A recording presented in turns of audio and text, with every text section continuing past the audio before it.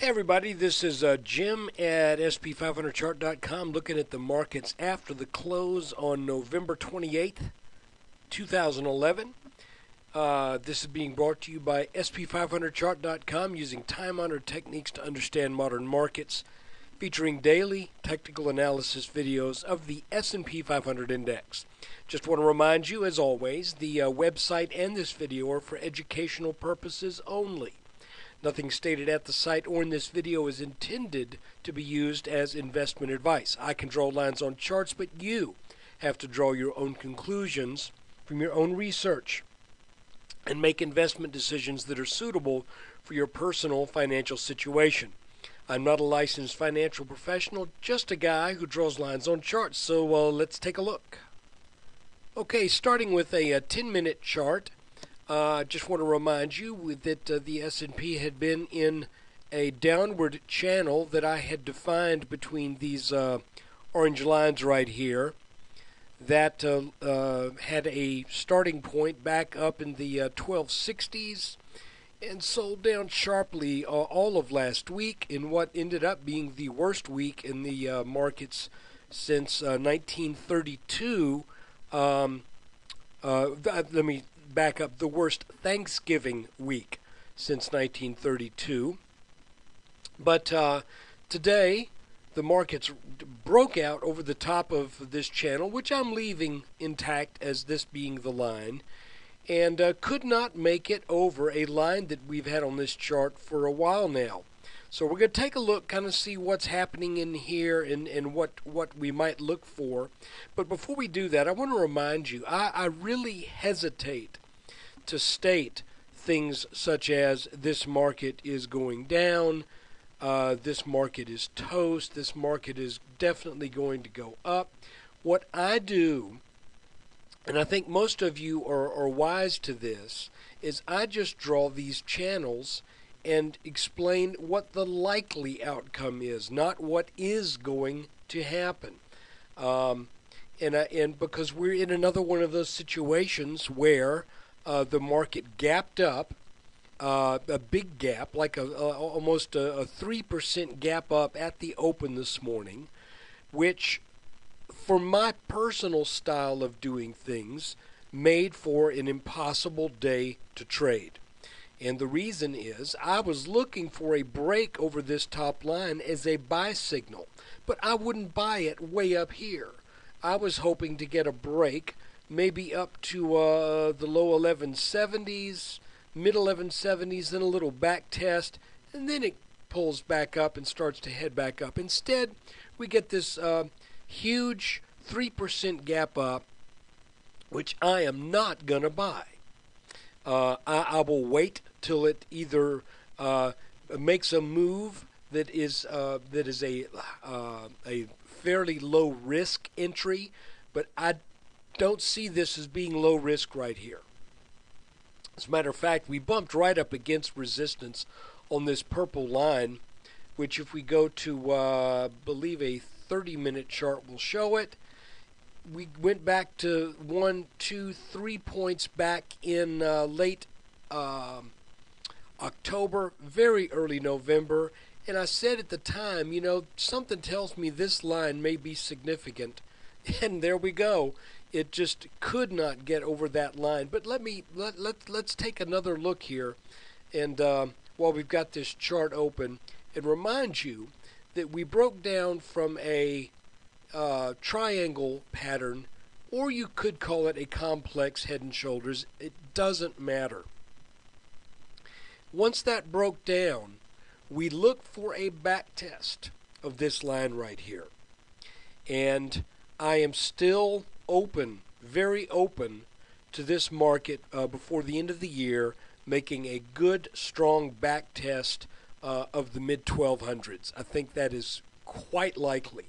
It makes sense as far as typical market action goes, and it also makes sense as far as the end of the year rally, the Santa Claus rally, as some people would say. So, looking at the chart just for today, you can see, and again, I did not budge this line. You could see it made a 2 attacks on it and couldn't get over it. But let me show you something. If this market pulls back maybe a little bit more tomorrow, and then it looks like it's going to mount another attack on this line right here, well, we can actually draw an additional line.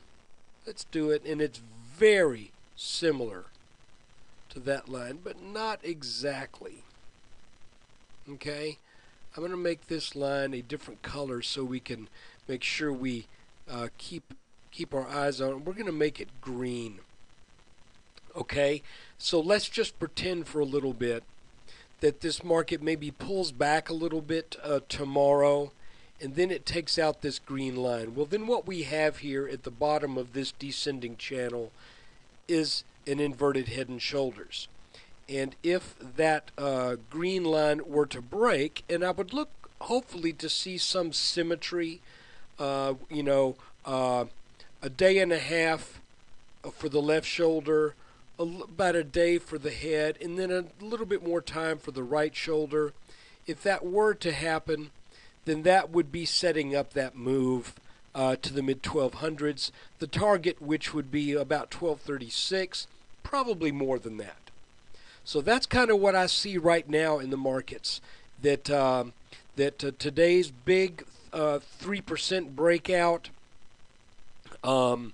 has broken this descending channel. No matter where you might choose to draw this line, it's broken.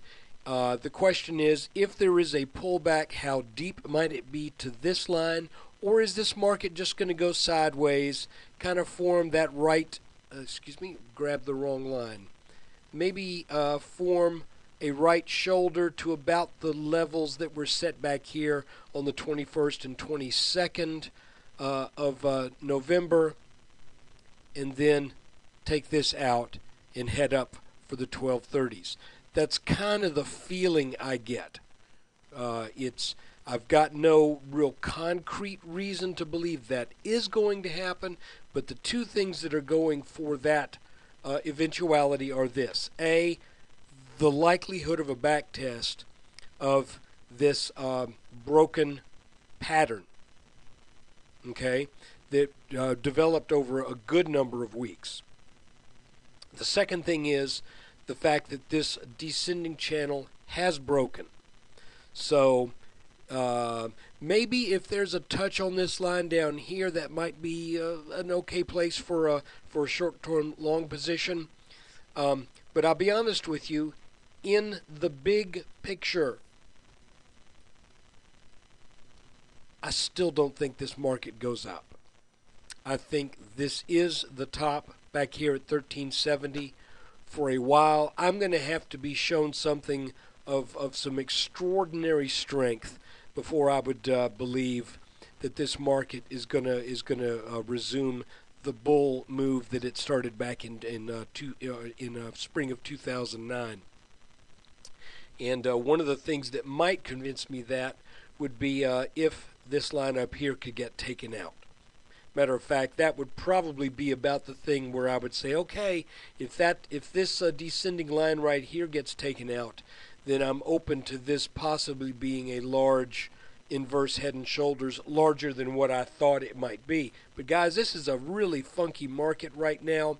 The news out of Europe is really kind of driving things. Even though I'm not a strong believer in news-driven markets, within the boundaries set up by technical levels, trend lines, patterns, within those boundaries, news definitely kicks things around. Okay, so at the end of last week, we were looking for when this channel would break out, and by the way, we did not we did not quite reach the minimum of this pattern right here. I thought it would be about 1155. We ended up at about 1159. I would not consider that a failed pattern. I would consider that simply just a little bit of what shall we say? There's always a little bit of schlock in these patterns. So Where you draw these lines, there may be one little peak that's just a little bit higher than maybe what the overall market is tuned into. But 1159 versus 1155, 1156, I think that's a good call, and that small miss is nothing. So look, that's the way it looks after the close on the 28th. And if you're seeing this on the 28th, thank you so much for subscribing to SP500chart.com. If you're not, it's not too late. Well, it's too late to see this on the 28th, but this video will be available to everybody on November 30th, at which point you can make up your mind whether you think a subscription is a good deal or not. Take care.